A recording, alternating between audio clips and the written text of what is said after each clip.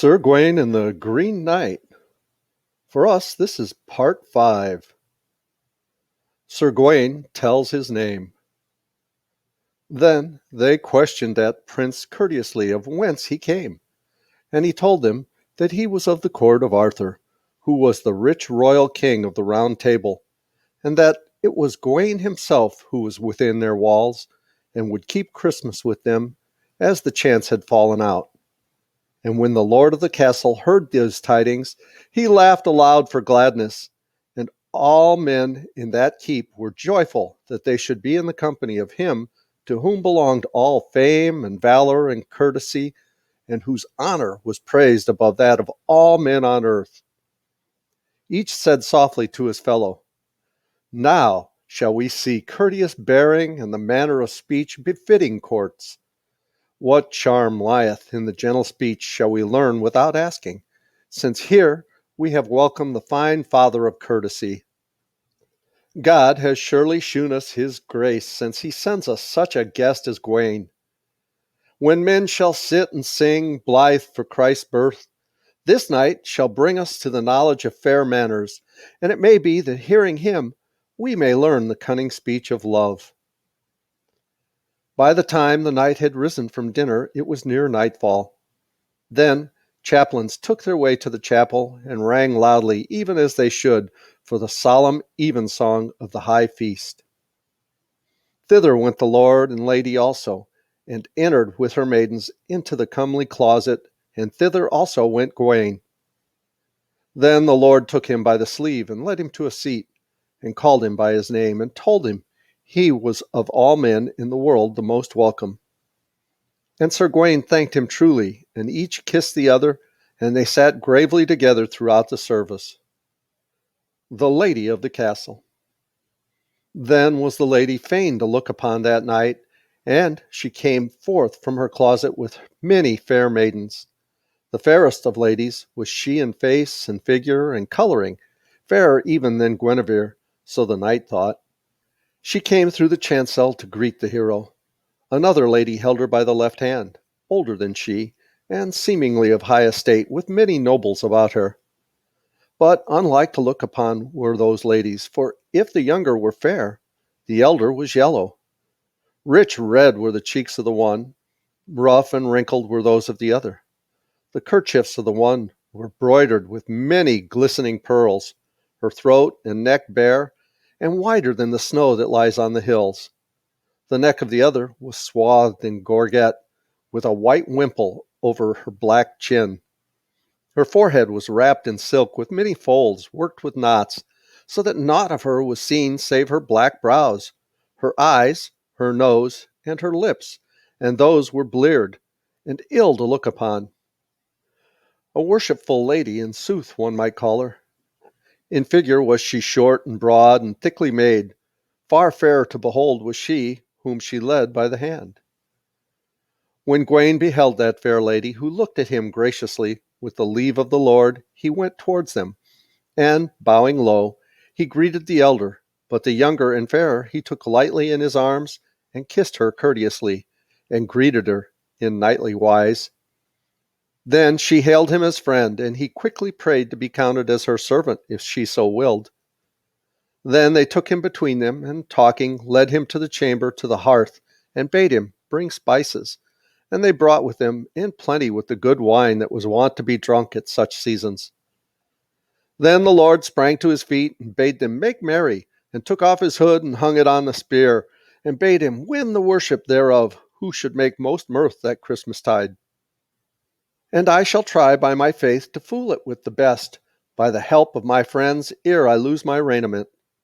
Thus, with gay words, the lord made trial to gladden Gawain with jests that night, till it was time to bid them light the tapers, and Sir Gawain took leave of them and gat him to rest. Of the Christmas Feast. In the morn, when all men call to mind how Christ our Lord was born on earth to die for us, there is joy for his sake in all dwellings of the world, and so was there here on that day. For high feast was held with many dainties and cunningly cooked messes. On the dais sat gallant men clad in their best. The ancient dame sat on the high seat with the lord of the castle beside her. Gawain and the fair lady sat together, even in the midst of the board when the feast was served, and so throughout all the hall, each sat in his degree and was served in order. There was meat, there was mirth, there was much joy, so that to tell thereof would take me too long, though peradventure I might strive to declare it. But Gawain and the fair lady had much joy of each other's company through their sweet words and courteous converse. And there was music made before each prince, trumpets and drums and merry piping, each man hearkening his minstrel, and they too hearkened theirs. How the feast came to an end, but Gawain abode at the castle. So they held high feast that day and the next, and the third day thereafter, and the joy on St. John's Day was fair to hearken, for 'twas the last of the feast, and the guests would depart in the grey of the morning. Therefore they awoke early, and drank wine, and danced fair carols, and at last, when it was late, each man took his leave to wend early on his way.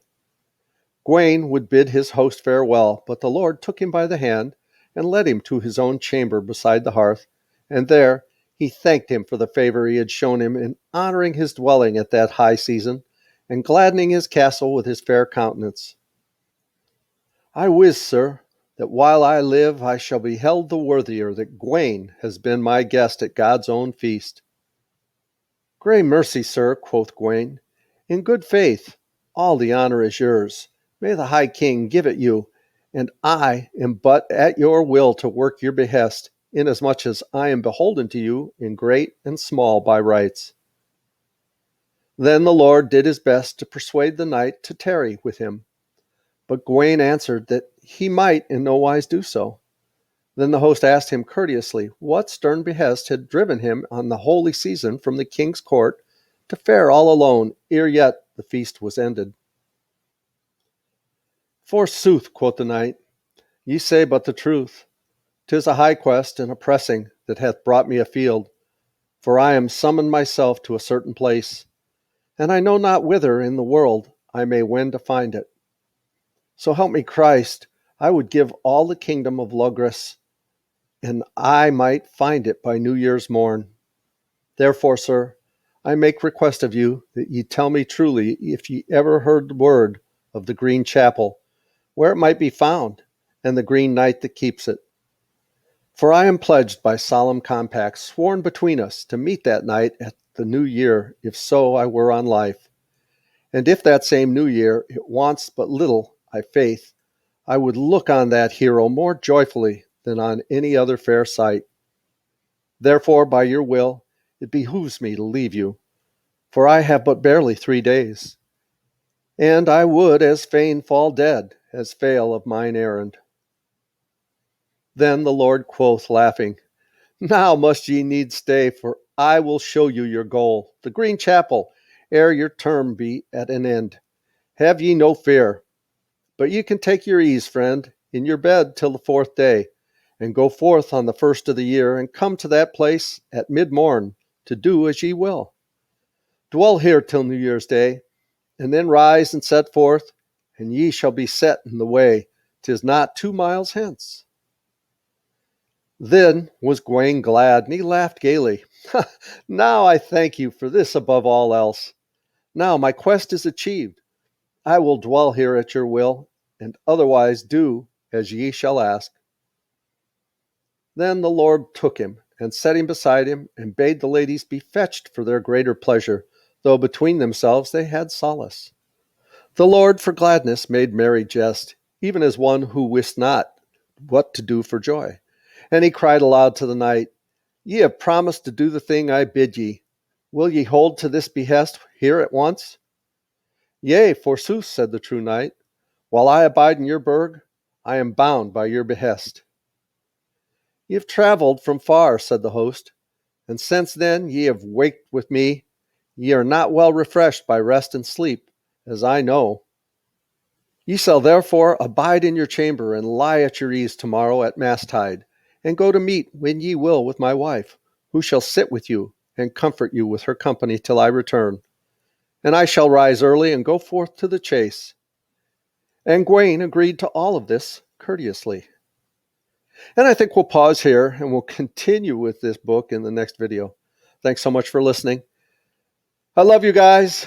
As Tigger says, ta-ta for now.